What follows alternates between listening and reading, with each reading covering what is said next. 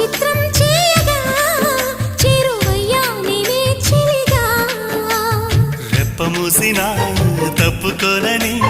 కంటి పాప ఇంటిలోన ఏరి కోరి చేరుకున్న దీపమా అల్లం నేరేడు కళ్ళతానా ప్రేమ వల్ల